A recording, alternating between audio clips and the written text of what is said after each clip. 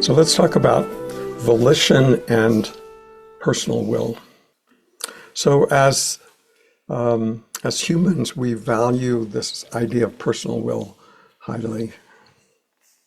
I mean, it's something that's respected, right? Somebody who's confident, decisive, highly respected in this culture. And it feels like we have the ability to decide to do something and then do it, even on the most minimal grounds. I once had someone on a retreat to prove that they had personal will, use the example of, I have a thought that I can move my finger, and sure enough, I can move my finger, case closed. That proves personal will. I have the will to do that, and I did it. And but I think it's worth looking at it in somewhat greater depth than that. So the first thing that we can consider is, well, two things really. Who is it that we're talking about? And how do we, on what basis do we conclude and decide to do whatever it is that we decide to do? So let's take the second thing first. How do we decide to do something? On what basis do we make the decisions that we make? And when we really look at any decision point in our life, and there are many, I mean, countless every day. I mean, when we get up in the morning and decide, I don't know, which shirt to put on, or whether to have tea or coffee this morning, or whether to go for a walk before breakfast or after breakfast. I mean, all of those are decisions. But when we trace back, it's easier to do it with, larger decisions in our life. And but if we pick one and really trace it back, we can see that there's always precedent upon precedent. Things that we learned or were exposed to or happened to be at different points in our life all led to the point of whatever decision we made. And so as I was thinking about that this morning, I was remembering about the decision that Patty and I had to move to Tennessee to live on this land that is the retreat center now. And Patty on her own would not have chosen to do that. And both of us had only ever been in Tennessee once before. Patty didn't have any connection with Appalachian culture, but she did have a relationship with me. So that was one of the precedents, one of the conditions without which this move wouldn't have happened. But I had an affinity for Tennessee and Appalachia in general, because when I was in my 20s, I lived in rural West Virginia. And so had I not lived there, I wouldn't have even considered moving to Tennessee had I not had that experience. But I only had that experience because I knew a friend from college who had bought a piece of land in West Virginia after college and invited me to come down and see him, and then later invited me to live on the property that he had bought. But that friendship was because I knew him in college and we were both on the swim team together. And had I not known how to swim, I would have never met him. And so we can trace it back and back and back and see sort of the whole happenstance quality of what happened previously. But all of those things, all of that history, all of those sort of circumstances that were just a function of, where my family happened to live when I was growing up, my friends that I happened to have, all of that contributed to a sequence of events over a lifetime that created even not only the possibility, but even the probability that when there was an opportunity to make a decision of where to live, then it became probable that that decision to move here was made. So where was the volition? At what point was the volition?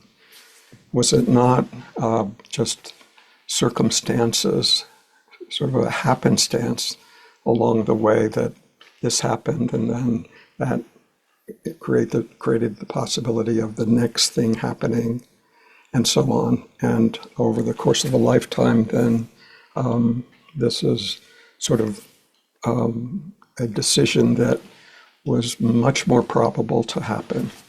So we can't really say that at one point, just out of total originality, total freshness, with nothing, with no basis whatsoever, that a particular decision is made. When we really look closely, we can see how much of the choices that we make on a grand level, or even on just an ordinary day-to-day level, what things we eat, what things we like to do, what friends we like to have, all of that is so much based on our prior experiences, especially really early in life. And so when we first encounter the extent and the consequences of all the conditioning that this particular body-mind has accumulated over the course of a lifetime, one leading to the next, it is shocking. It's shocking to see how much that sort of moves of its own momentum. It certainly feels like we're making choices along the way. And even to question that can feel almost silly. If you ask someone on the street, do you make decisions? They would say, of course I do. And who makes them? Well, it's me, of course. Which brings us to the second point, which is, who is this me that's making the decision? There's decisions that are made. We choose to do this rather than that. So there's a thought occurs, and then we act on the thought, or we don't. We do this rather than that. So decisions are made, but the question is not whether decisions are made. The question is who's making those decisions. And when we really look closely, what we see is there is a thought, and then there is an action, and those are both undeniable. But then there's the presumption that, therefore, there must be a thinker and there must be a doer. Seems logical. The only problem is when we actually go looking for that thinker, the one who thinks our thoughts, all we see is thoughts. And when we go looking for the nature of thoughts, all we see is consciousness. All we see is appearances within consciousness, thoughts appearing within what we're aware of. So when we go looking for mind, we find thought, and when we go looking for thought, all we find is consciousness. Where's the thinker? It's not consciousness that's thinking those thoughts. The thoughts are appearing, and they're appearing too within this field of consciousness, within the field of awareness. But then there's another thought. We don't maybe not say it to ourselves, but there's an underlying belief there that, therefore, I'm the one thinking those thoughts. But exactly what are we referring to when we talk about me? Are we talking about this body? No, not really. We can't say, well, I can't say that my tongue knowingly speaks these words, we can't say that we can't even say that my hands knowingly touch something. We can feel it. It feels like it's coming through our hands, but there's something else where that's registered. Right? So there's the sensation within the body. There's a requirement to have a functioning body, a functioning brain to assimilate those inputs, but then there's this requirement for something to be aware of that.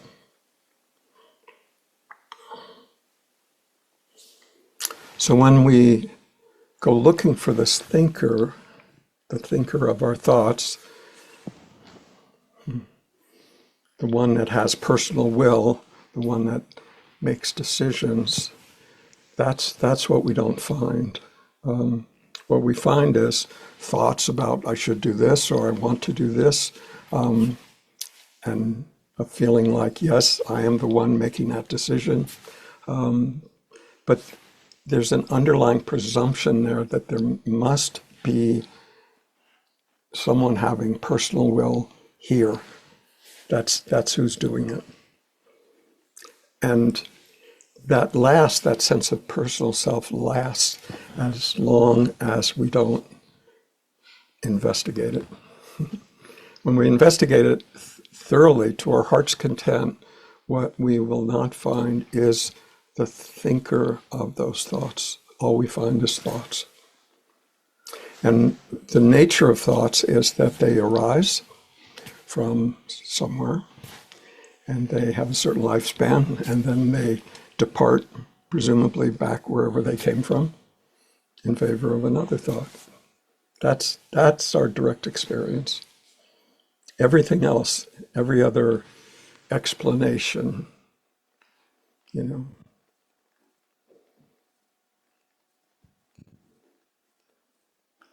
field of thoughts in common, the unconscious, the this or that, all possibilities, all concepts, all not knowable directly. What we can know directly is thoughts appear, and at some point they fade in favor of another thought. That is our direct experience. So if that were the end of the story, it would be tragic, right?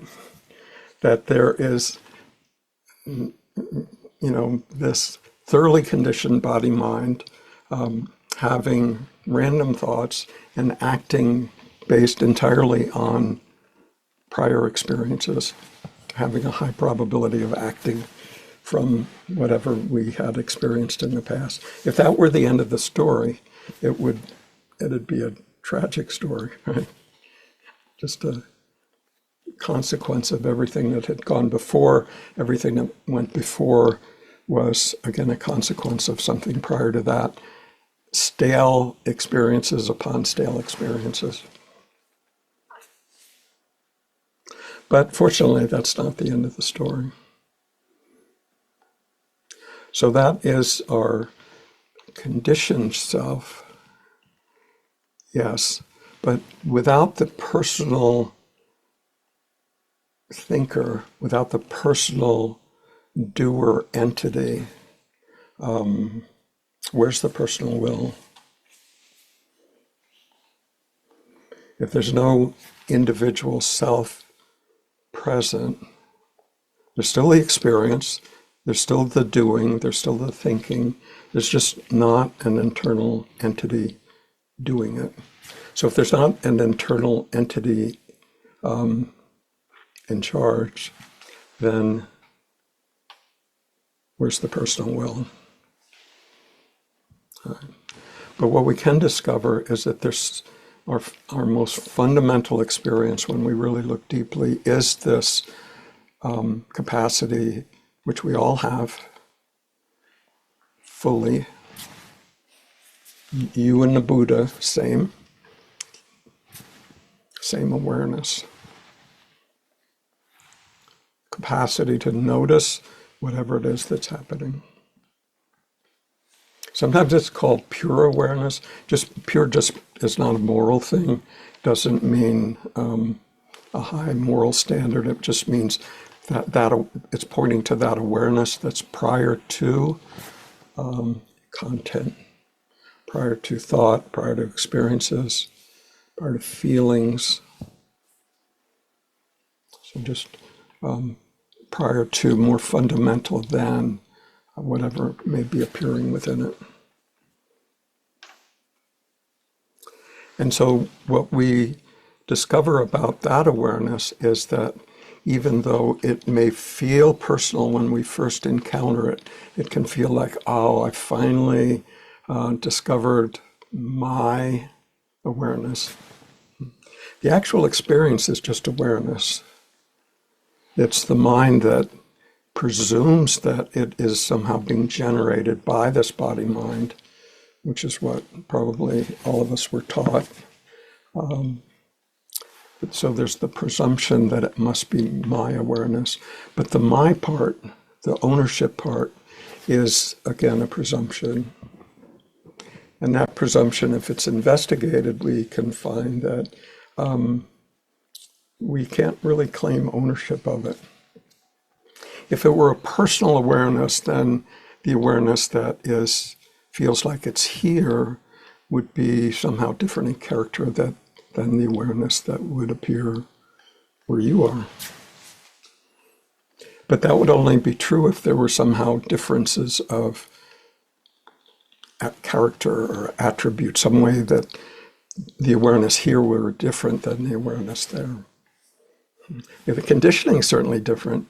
The appearances are different. The memories are different. We're not talking about that. We're talking about that which is aware of whatever's present. And that is not different. Not only not different, it's not differentiated. It's not separate from. So what we discover if we investigate that is that it is the one awareness. If it's the one awareness, it's not personal. Right? And that's the sense of it.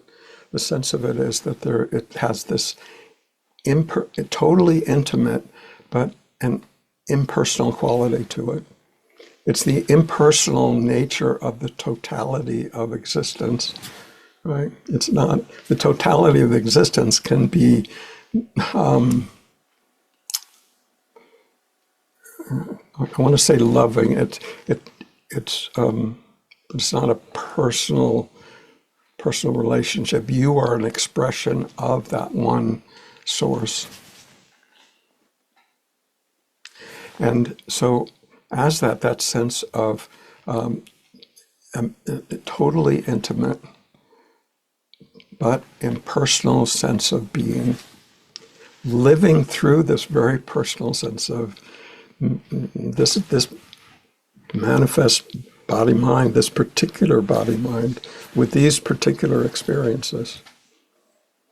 Right? So from that perspective, does that have personal will? Not really, right? Because it's not, again, not personal.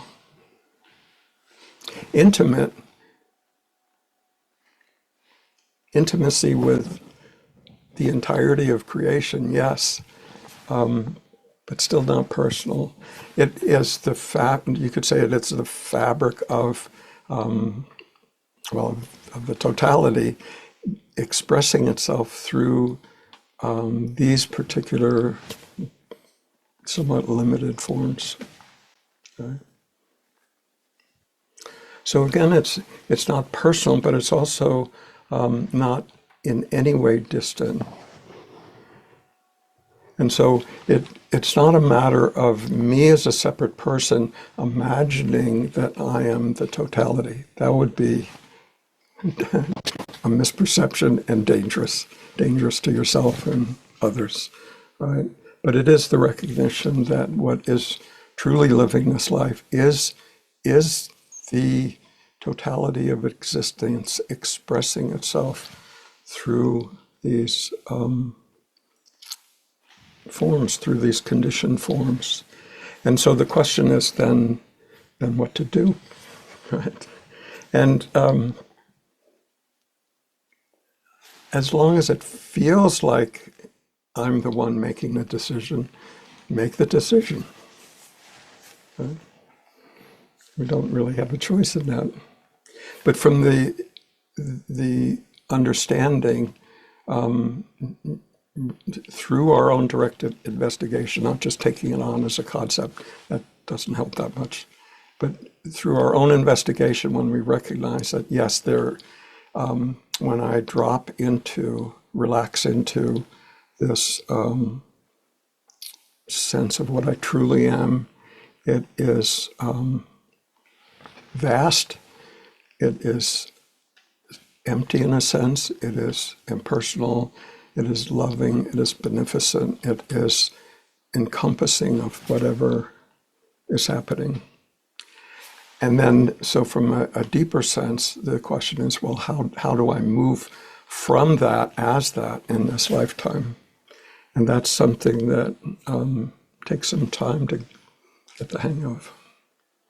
Because we're talking about having these conditioned forms, learning to live from not this personal sense of self, not from that perspective, but from a much different perspective of who we truly are.